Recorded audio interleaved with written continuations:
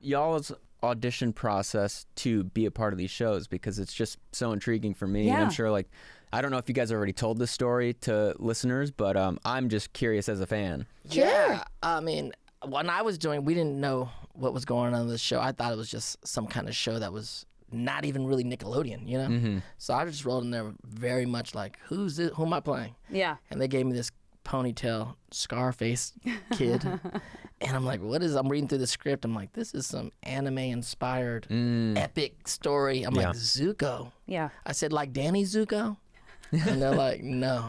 Not Prince. at all. Not at all. So, I mean, I just kind of went in and just kind of did the thing, not even thinking, not knowing at all what it was going to be or what even I was doing. I just thought, this doesn't make sense to me. Just like some crazy dramatic thing for Nickelodeon. Yeah. This is weird. Yeah. But you know, kind of, it reminds me, this whole thing reminds me to leave room to be surprised in life. Absolutely. By You the time pulled it that came right in- out of Iroh's teapot just now. Yeah. A beautiful Iro For you, it was moment. different. For me, it was different. I was talking about this with Mike and Brian. We were trying to remember how, like, secretive they were, because it wasn't as bad as it is now in terms of, like, people wanting to get their hands on, like, sides and all that kind of stuff, which is what we call audition Material. lines.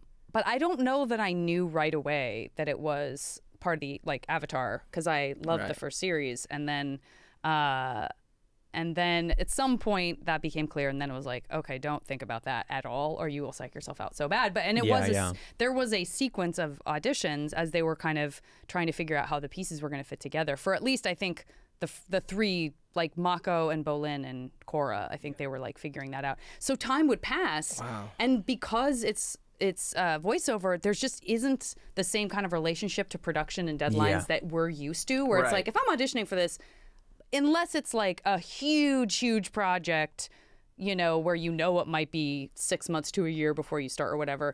Usually you're like, I'm going to know pretty soon if I get it or if I don't. It felt like so much time passed, where every time I would go back, I would be like, clearly I didn't get it, you know, and then then it would be back again. I'd be like, what? I'm still up, like, this is still in the mix? What's like, it's crazy is very you're scary. like, I'm on the short list to be the Avatar.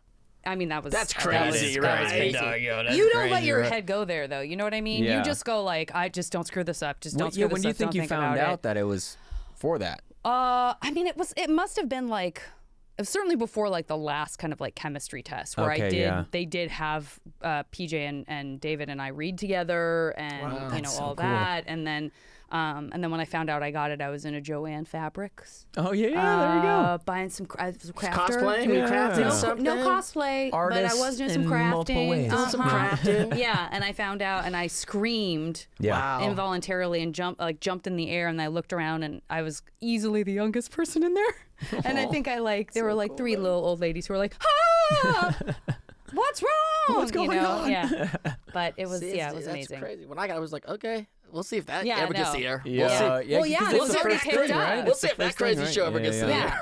That's crazy too. When you get something and you've already been told it's been picked up. You're just like, when you get it, that's you're great, like, for but sure. then you're even more scared, because you're like, oh man, to live up, really, hey, like, 'cause, exactly. you know, even like me as a fan of Avatar, like I was super fan type, right? You know, and then Korra came along, and then, you know, you just have that fear of like, oh, spin-off, like, I don't know, let's see if it lives up. Right. And then I watched the first season, and I'm like, okay, this is like a little noir type of thing. I'm like, okay, different tonally.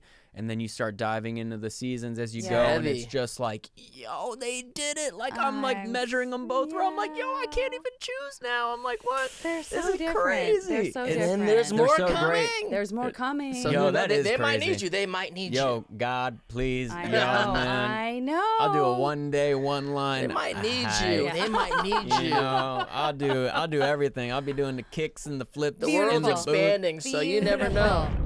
Like what you saw? Well, that was just the tip of the iceberg. Full episodes of Avatar Braving the Elements are available right here on the Avatar Legends YouTube channel or wherever you get your podcasts. And catch more Avatar, The Last Airbender, and The Legend of Korra on Paramount+. My era's not over yet!